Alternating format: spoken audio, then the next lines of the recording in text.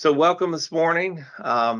Hope this will be a short update, but if you have questions, I'm certainly here to answer any questions you have before we hang up. I'll start with the lead applicants or lead entities. I think the actual program calls them lead entities, but we've been saying lead applicants. Rolls off the tongue a little easier, I think. We have 5 lead applicants, and realize this is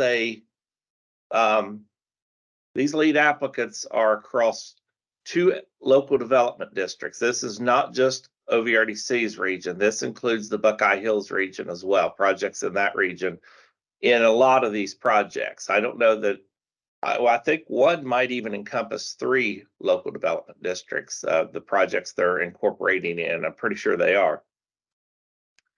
So these are very broad geographic projects that these lead applicants are taking on.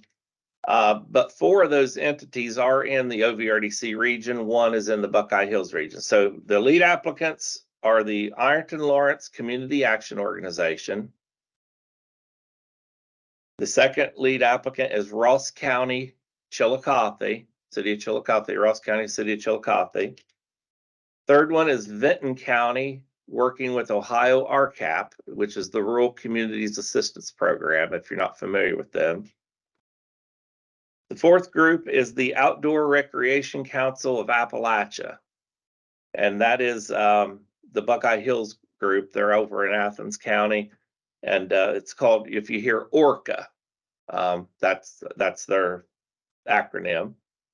And last but not least, the Pike County Community Action Committee is going to be a lead applicant. So I think we have a lot of our projects lined up with those lead applicants. And when I say, I think there's a few outstanding, but a bulk of them have been kind of partnered up. And there's people who are still, the lead applicants are still open, I think, to bringing other people in. But today is a critical day in that if that community, if their procured planner was wanting more money for to keep doing the design work so that they could get it under contract by September 30th of next year, which is required under ARPA. Or the state set that deadline, but it is related to ARPA and their rules. Those communities, they're just, if they need additional money, they're just gonna get left out of that fray. There's just no time. I've got to get a letter in today myself, and then all those lead applicants need to do the same, and they're working on getting that put in today to the Governor's Office of Appalachia. So, just to clarify on that, because I had one lead applicant ask me this, and if there are other lead applicants on this call, your request to the state for additional funds for procured planners to continue planning certain projects, that request needs to go directly to John Carey, Julia Hinton, and Gerald Potts. I confirmed that this morning. One of the groups thought they were supposed to send them to me, but I was going to forward them on, and I said no. They said they want these from the lead entity, not the LDDs. So I would like a copy of what's submitted from the lead applicants, but you don't submit it to me in order to then forward it to GOA. Take care of that, sending it directly to them. Danielle, I see your hand is up. Thank you. I do have a question about that, because we had, I'll just speak in first person and hopefully everybody can relate to this then. So we had submitted to OVRDC last week as requested what additional fees we needed.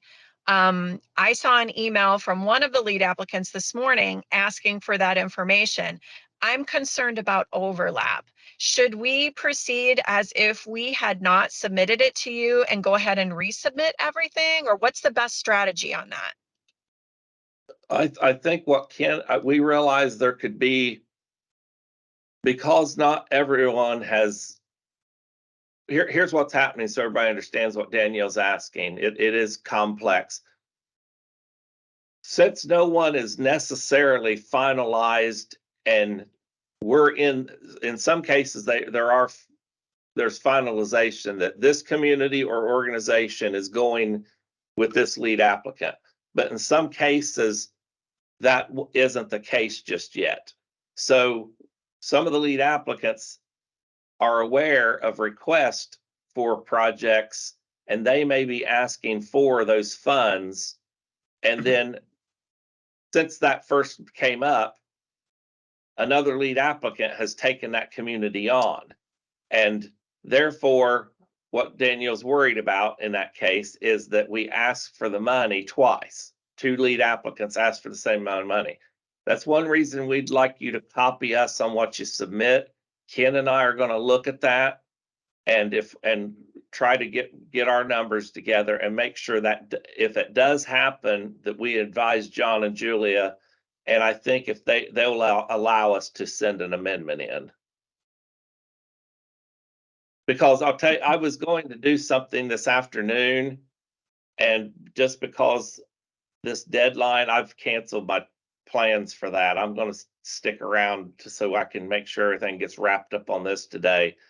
And because I had asked, hey, do I have to have my TA request in by close of business, or is it midnight?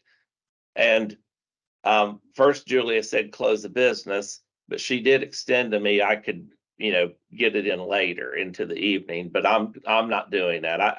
I need to put this to rest. So before I depart work today, ACGP will be out of my mind all weekend, is my point. So I'll pick it back up. The birthday boy deserves that. So with the TA then, so Paul, I'm hoping Paul Worley is on this call because I spoke with him earlier this morning. So help me understand so that Paul does the right thing. So we have to email Kennedy and also then Vinton County. How does that work? If you're going to give back there's two ways to pay for procured planners. Give back TA to the state or ask for more money from the state. If you're asking for more, if you're asking for more money from the state, you're going to send that request in directly to John Carey, Julia Hinton, and Gerald Potts. On the TA, if you're going to pay for a portion of that with TA, you need to send Kennedy what that amount is, like for what county. Tracy, I'm gonna pick on you, Tracy Shear from Portsmouth. Tracy's already told me that Scioto County is going to take $125,000, and they're going to relinquish that to pay for their consultant. But the cost may be more than that, so they'll be requesting through ILCAO the additional funds for their procured planner. But so they're basically splitting from the two pots of money how to pay that procured planner. But Vinton County doesn't need to worry about the TA money for Scioto County if Scioto County was in that project or whatever project. That's going to be Kennedy saying to the state, we want to give back this much money out of our TA grant. It's very silly, I know, but okay. Does that make sense, or did I confuse the matter? Let me say it back to you to make sure I've got it, and hopefully I don't cause confusion in the meantime. So if we have a project that we just want to funnel the TA money back into, in the CBAS region anyway, those requests go to Kennedy, Carbon, you, and Ken, and that's clean. If there's a split budget that is going to be covered partway between TA and an additional request for that 8 million that's just kind of sitting out there for GOA that hasn't been assigned yet, we go ahead and we say, at least in CBAS, we say to Kennedy, this part we submit through the lead applicant for the other part, and we carbon you and Ken on both of those things. And if Correct. we just need some of that additional 8 million, then that just goes through the lead applicant.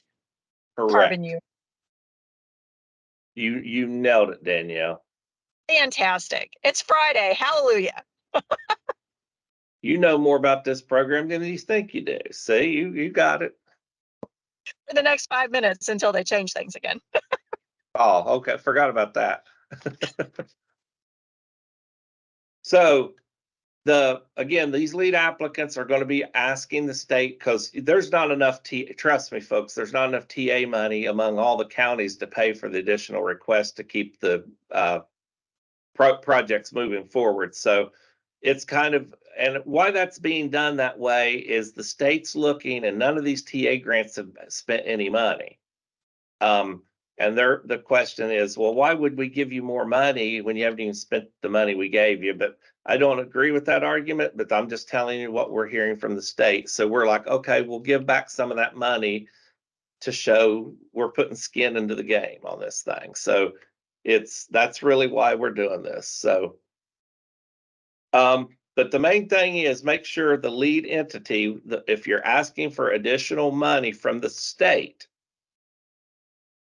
send that request directly to John, Julia, and Gerald. And for all the lead applicants, I will send out an email with all three of their emails, so no one misses that, just in case someone doesn't have their emails.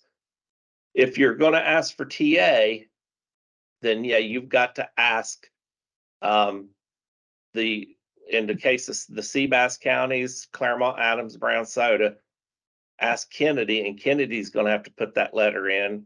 And you better ask it quick, because she's got to get that letter to the state today. I'm working on mine, because I've got my TA grant. I'm working on my letter. That's one reason I'm going to stick around here today.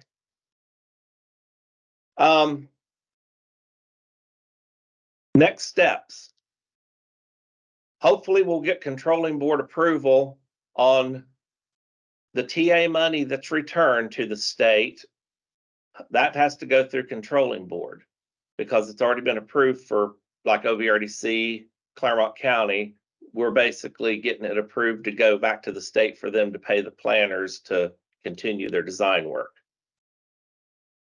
Also, that request directly for more state money, we'll have to get that approved. By this submission date today, this will be on the November 13th controlling board agenda. So we won't know that approval till then. In the meantime, I think lead applicants are going to be finalizing who are their actual partners.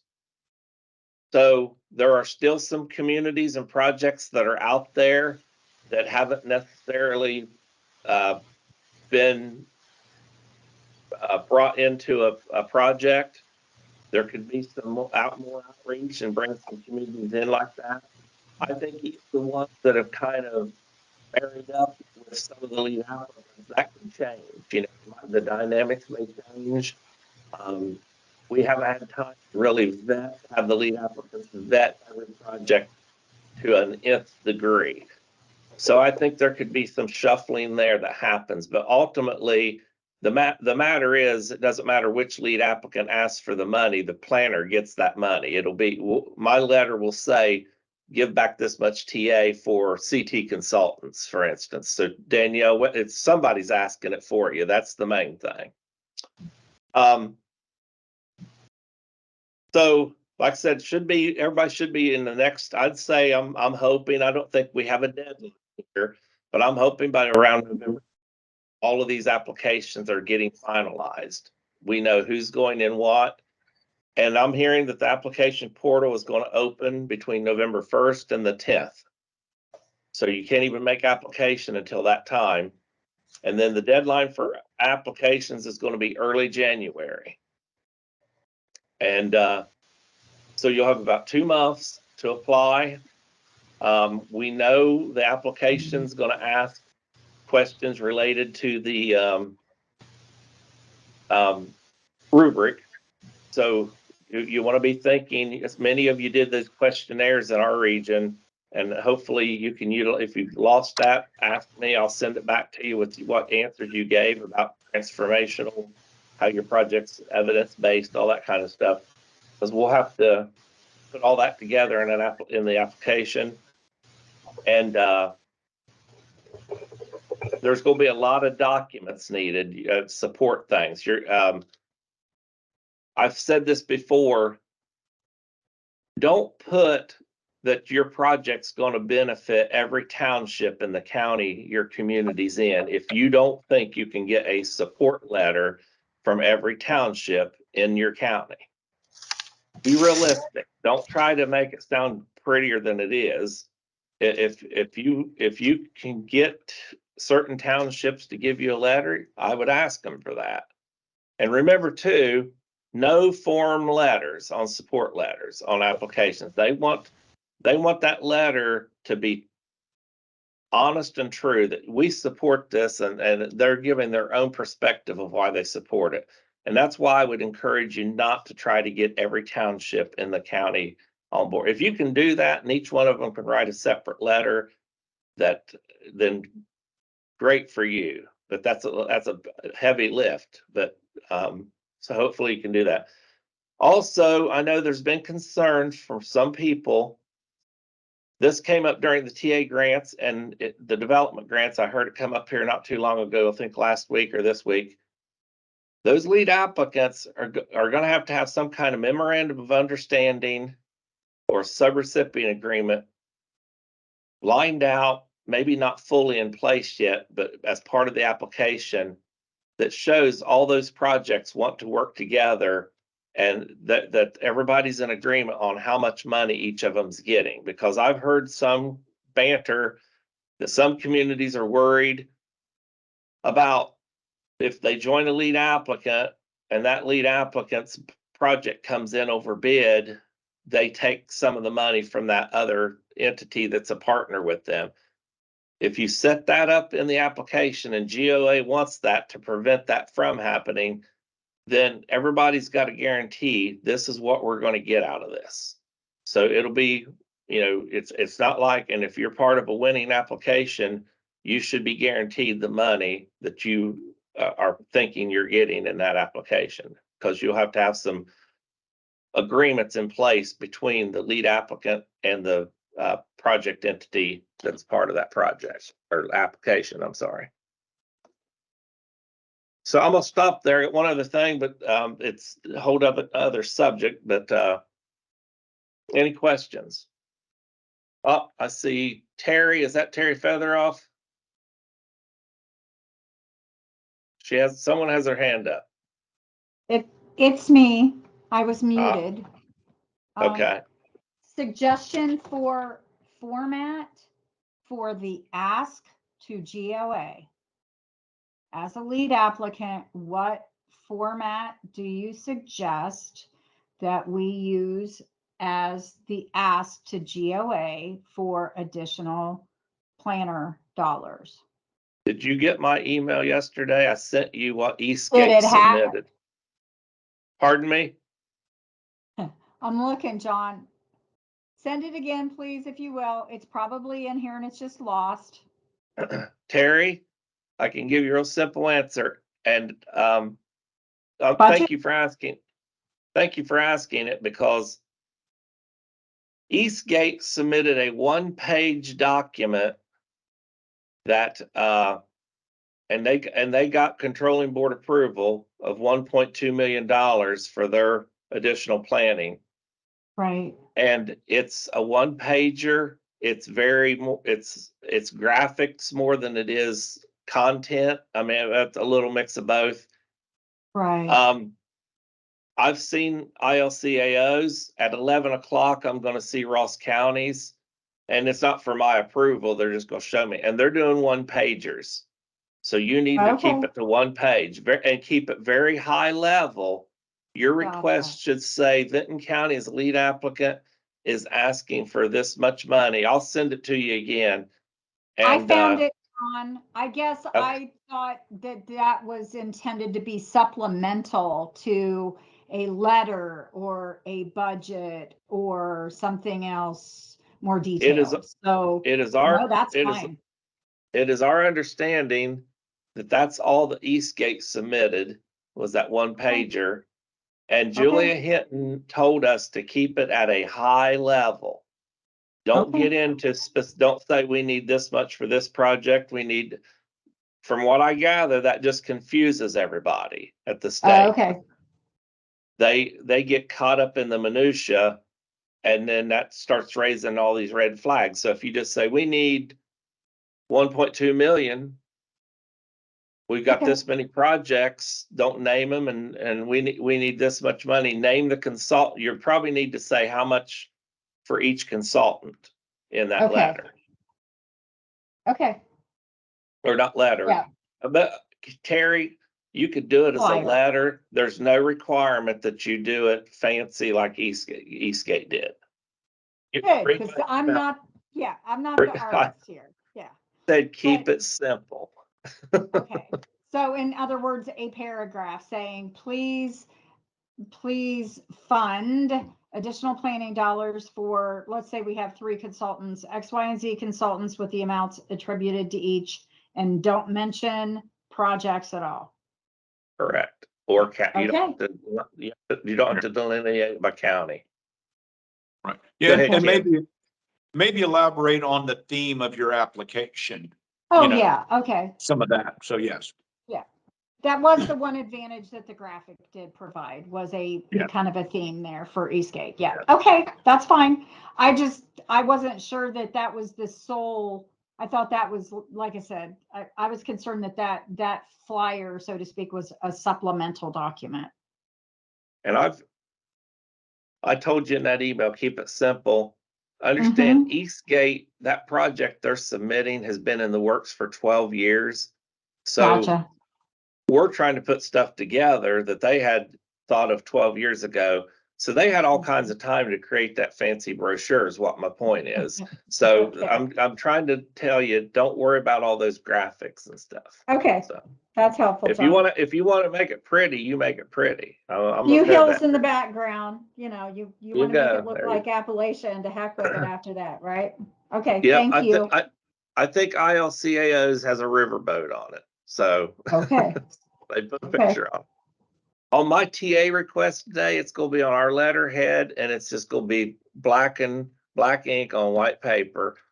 No pictures, probably, unless Gina forces me to put something on there pretty. Paul Worley, you have your hand up. Yeah, so just to clarify, so I get with Kennedy, tell her, hey, we're giving back X amount of money. That money is going to our planner, right? It's not necessarily going into a big pot where it's going to, so in effect, we're just redesignating our money back to the state that's going to our procured planner CT consultants. Yes, and that's the way my letter today I'm sending in for TA. I'm going to say, I've got a spreadsheet. I'm going to say Gallia County wants to relinquish this much money, and it goes to these consultants, and I'll have a delineation on the amounts. But yeah, the idea, Paul, good question. Actually, they have to, the money, there's no, how do I say this? This isn't an opportunity just to give the state money back. It's to give them money back so they can use it towards the procured planner on your projects. Yes, you still get the benefit. It's a roundabout way of getting the benefit of the money and it's a nice way to do it because the procured planners are already on contract with the state. It saves you RFPs and all that kind of extra work. It's a clean way to make the money work for you as a county.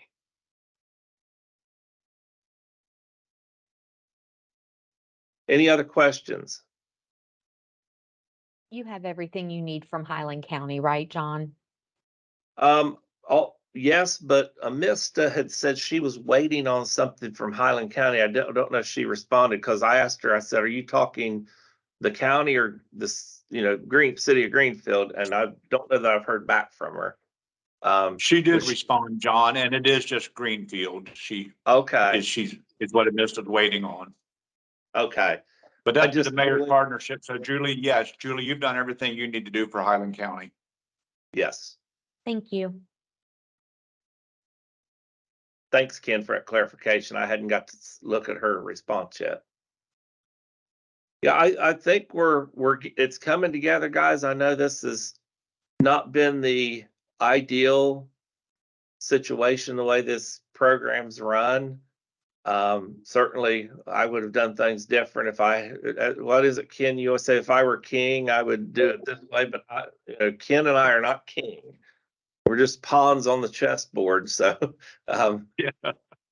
nonetheless, I think I will say this, the way things I see shaping up, we have got some pretty good lead applicants.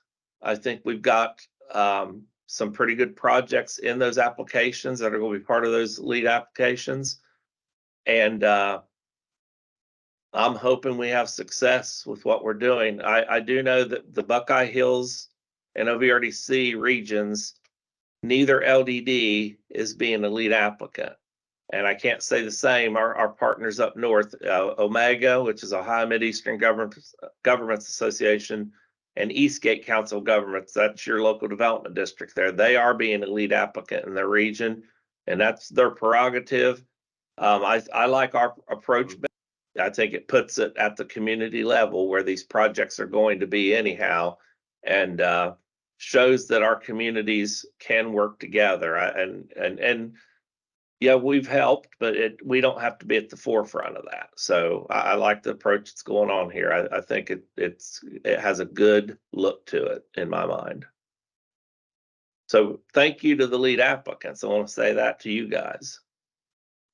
So we really appreciate you stepping up, and we would have if we needed to, but I think we're at the juncture that OVRDC, I cannot see any path forward where we're a lead applicant at this stage in the game. I just does not seem like that's even under consideration at all. So we'll know more here. We'll keep this meeting going. I think the next meeting will be the 7th. Yeah. We'll have that meeting then to keep you guys posted, but I would say we might have one more after that, but once that portal opens, I'm not sure we need to keep continuing these meetings. I mean, unless, if people say, hey, yeah, we want to have them, I'll keep going. We'll do them every other week. But I think once we get to about, maybe have two more of these, the 27th and and I can't even do November the 10th. I'll be out of town. I might be able to do it, just sit in the hotel room and do it before I go to a conference session. I'll be at a conference, but however it works out, I'd say about around that time, we may cease to have these because we're going to be in application mode at that time. And I don't know that there's a whole lot to update people on at that juncture. So the last thing I will say is for the TA grant that OVRDC is managing, I know I'd been on to everybody to get me their information. And what I'm going to have to ask you all to do now, but we can do, maybe we'll have a meeting next week. I think I shouldn't say maybe, I think we will be having a meeting next week. So I'll send out something to get you guys when you can meet. But some of you are giving money back. So I'm going to need a new budget of how you want to spread that money from some of you. So, because I want to get that request in and get that money drawn down from the state so we can get it into your hands. So for those 7 counties that are part of the OVRDC Technical Assistance, ask what money that's left after you give some back to the state for procured planners. We're going to develop revised budgets for that. And so we'll be in touch next week about that. Let's get through today and then we can deal with that. That's all I have today, folks. I appreciate you. And I'm hoping that these are valuable to you. I hope we've been valuable, keeping you posted and updated. And I think I'd be remiss if I didn't say Gina records these, and these are on our YouTube channel. Is that correct, Gina? So if you miss one or something, certainly go back and you can watch those. She'll have this one up probably next week or the week after for people to see. So if you think you heard something, you want to see it again and make sure what was said, or just call us if you don't want to watch YouTube, but those are there. So everybody have a good Friday the 13th. Don't break any toes or anything like that. And don't walk under ladders or see any black cats, I guess. So thanks again. Have a great weekend.